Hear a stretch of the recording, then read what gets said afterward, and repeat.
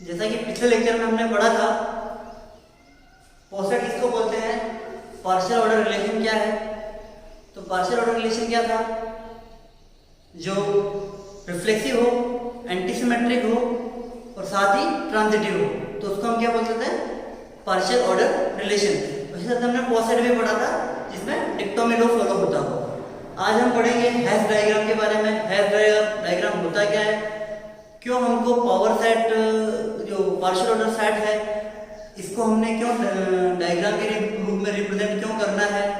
Basically हमारा topic है graphical representation of पोसेट, इसी को हैश डायग्राम भी बोलते हैं। तो इसकी ज़रूरत क्यों पड़ी, ठीक है, इसके बारे में हम आज डिस्कस करेंगे। तो स्टार्ट करते हैं। तो पोसेट आपको पता ही किसको बोलते हैं, रिफ्लेक्सिव, एंटीसिमेट्रिक और ट्रांजिटिव, ठीक है। तो एक सबसे पहले ये देखिए कि कहीं पे भी अगर हम डिक्टोमी लॉ की बात कर रहे हैं और हमने ऐसा लिखा ए इज लेस देन बी, तो हम बोलेंगे बी जो है वो ए को कवर करता है, ठीक है। बी ए को कवर कर रहा है। एक बेसिक चीज है जो आपको इसकी डेफिनेशन समझने में हेल्प करेगी। कवर करने का मतलब है कि ये for all A B belong to first set A, तो किसी ए सेट के अंदर ए बी है और बी ए को कवर कर रहा है, यानी ए लेस देन बी, ठीक है। तो वहां कोई ऐसा सी एग्जिस्ट नहीं करना चाहिए इन दोनों के बीच में हो। मान लो अगर कोई कैस है जिसमें ये हो, ठीक है, तो जो सी है वो या तो ए के बराबर होगा और सी जो है या तो सी ए के बराबर होगा या सी बी के बराबर होगा, यानी उनके बीच में वास्तविकता में कोई एलिमेंट है ही नहीं। तो वो आपस में सिर्फ एक चेन के माध्यम से जुड़े हुए जिसके बीच में कुछ भी नहीं है, ठीक है। तो इस चीज से क्लियर हो गया। अब हैश डायग्राम की डेफिनेशन बेसिकली है क्या, देखेंगे।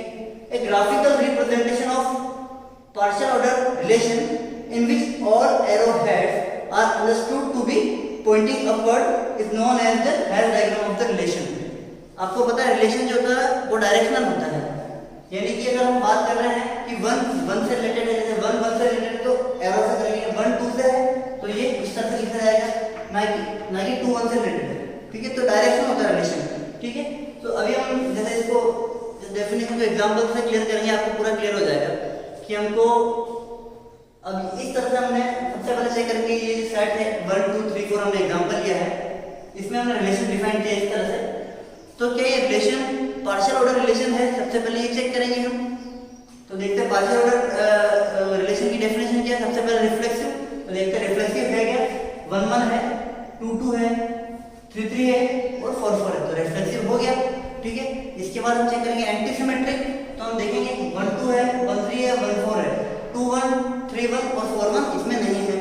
तो हमको वाली जो कंडीशन की अगर 1 2 भी है एंड 2 1 भी है तो 1 और 2 बराबर होना चाहिए एंटीसिमेट्रिक की डेफिनेशन से, पर हमको उसकी जरूरत नहीं पड़ेगी क्योंकि इसमें क्या एक एक एलिमेंट है, डायरेक्शनल है। इसी तरह से 2 3 है, 2 4 है, इसी तरह से 3 4 है, 4 3 नहीं है, रिवर्स वाले नहीं है, तो एंटीसिमेट्रिक भी हो गया।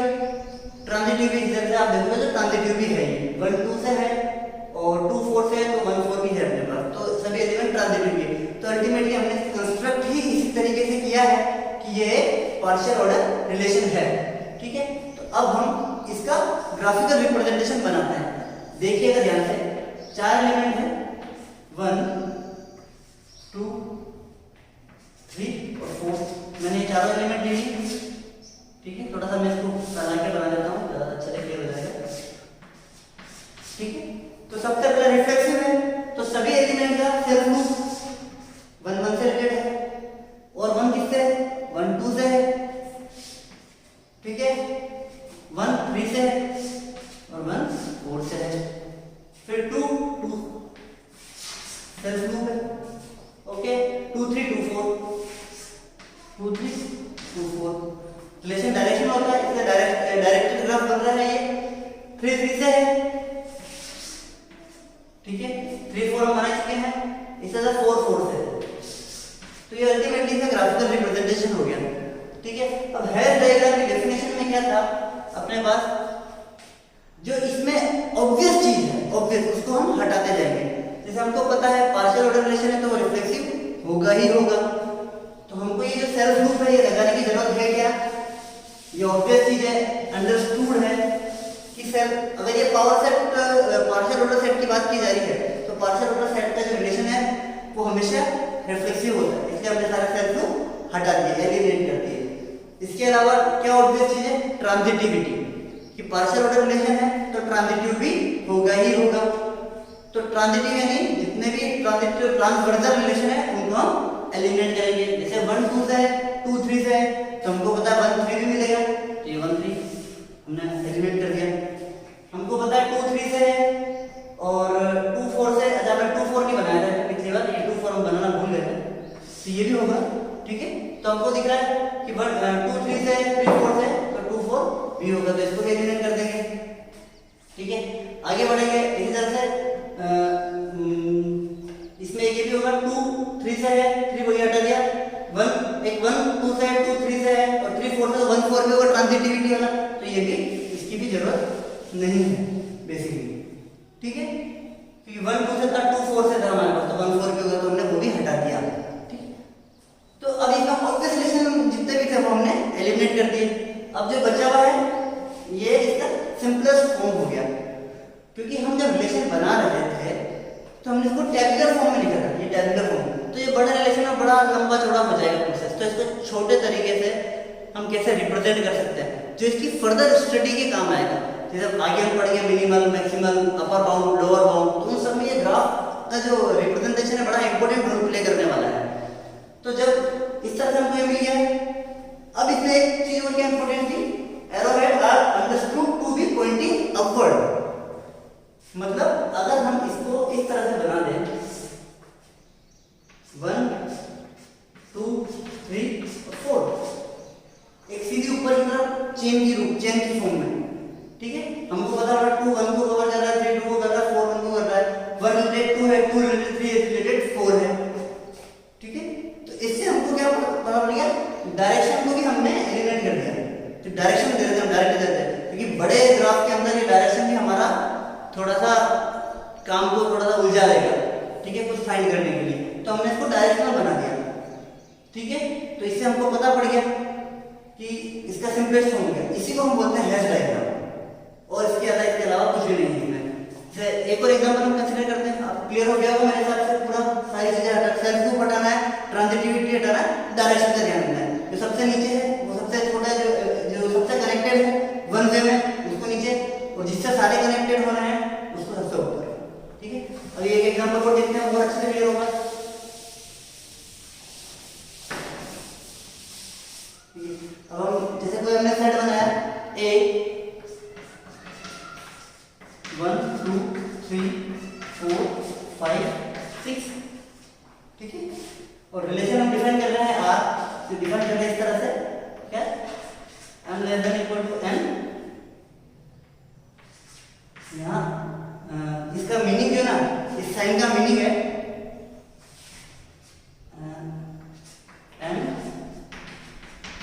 डिवाइडेड बाय n, ठीक है, यानी m के अंदर n का भाग लगेगा, इसका बनाना है। तो आपका रिलेशन में क्या क्या चीज आ गई आपको दिख रहा है, अगर आप बनना जाएंगे तो आपको पता है 1 2 1 3 1 4 1 1, इसी तरह से 2 2 2 4 2 6, 4 में 2 का भाग, ऐसा हम रिलेशन पूरा बना सकते हैं, ठीक है, 3 का 6 के साथ हो जाएगा, ठीक है। तो अब उसका हम क्या बनाएंगे, हैश डायग्राम, ठीक है। तो अब मैं इसको रिलेशन को पूरा लिख रहा हूँ, आपको देख सकते हैं, मैं सीधे डायग्राम के रूप में इसको रिप्रेजेंट कर रहा हूँ, ठीक है। तो देखेंगे इसको हमने लिखना है, तो सबसे पहले तो 1 2 3 4 है, सबसे नीचे कौन जाएगा 1, ठीक है, ओके। 1 में किसका भाग आ सकता है, 2 का, ठीक, मतलब 2 में 1 का भाग आता है, 2 में अगेन 4 का, ठीक है, और 2 में 6 में भी 2 का भाग जाता है, पर 4 का नहीं जाता, ठीक है। तो इस साइड में हमारा हो गया 6, ओके। अब अगेन 1 में किसका जाएगा, 3 का, 3 में 1 का, और 6 में भी जाएगा 3 का, ओके। अब एक और कौन सा है हमारे पास, लास्ट वो है, डायरेक्शन देने की जरूरत नहीं है, 5, ठीक है। तो ये एक तरह से अपवर्ड की तरफ डायरेक्शन कर रहा है, मतलब 1 सबसे छोटा हो गया, ठीक है। आपका 6 जो सबसे ऊपर हो सकता है, तो हमको पता पड़ रहा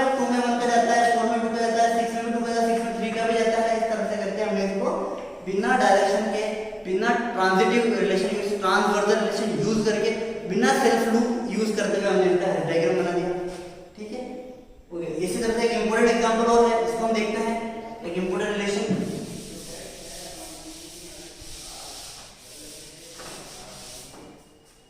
अब हम सेट बना रहे हैं ए 1 2 3, ठीक है। और इस बार हम रिलेशन जो बना रहे हैं, इस बार जो आर जो है हमारा सेट वो रहेगा पावर सेट ऑफ ए और रिलेशन रहेगा सबसेट। तो हमने पिछले लेक्चर में ही देखा था कि जो सबसेट का जो रिलेशन है वो कोसेट होता है, ठीक है, कोसेट क्रिएट करता है, ठीक है।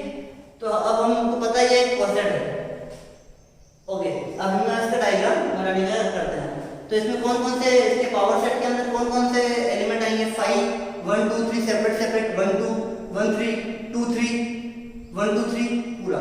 इस तरह से इसके 2 की पावर 3 एलिमेंट, पहले लेक्चर में मैंने आपको बताया था कि कितने एलिमेंट होंगे पावर सेट में, 2 की पावर 3 यानी 8 एलिमेंट होंगे। तो उनका हम बनाते हैं डायग्राम बनाने के। तो सबसे छोटा कौन सा होगा सबसेट के रूप में, 5, ये सबका सबसेट होगा, ठीक है।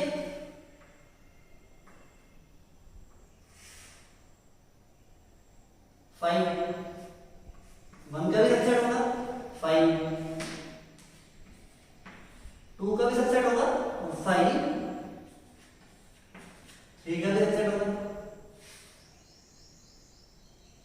ठीक है ना। ये हो गया, इसको थोड़ा सा साइड में देते हैं, ऐसे डायग्राम क्लियर हो जाएगा। अब 1 2 और 3 ये किसके किसके सबसेट होंगे, 1 भी होगा, 1 2 का भी होगा और 1 3 का भी होगा, 2 किसका होगा, 1 2 का भी होगा और 2 3 का भी होगा, ठीक है। तो जो 1 है वो सबसेट है 1 2, 1 सबसेट होगा आपका 1 2 का। अच्छा 1 2 का और सबसेट क्या होगा, 2 भी होगा, ओके।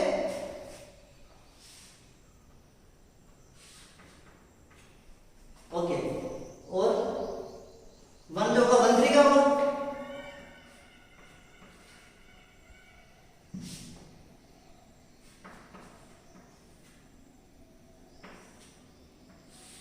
ये 1 हो गया 1 3 का, 1 3 का और क्या होगा 3, ओके। और 3 किसका होगा 2 3 का,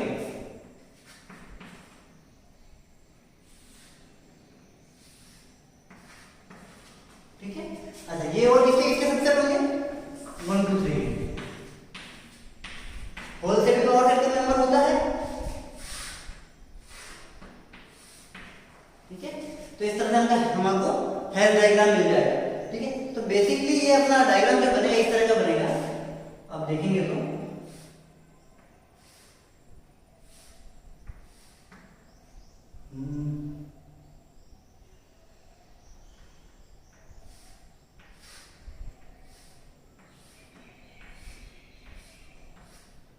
इस तरह से, ठीक है। यहाँ पे हो गया 5, यहाँ पे हो गया आपका 1 2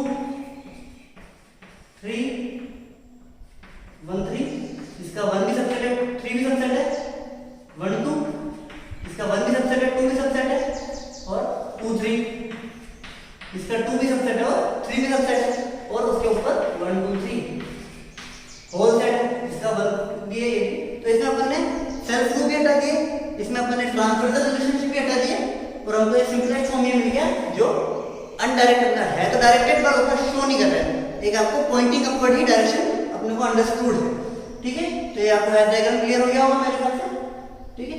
आपको पता पावर सेट में 8 मेंबर होते हैं, लिख लीजिए 1 2 3 4 5 6 7 8, ओके। ये है डायग्राम कंप्लीट है।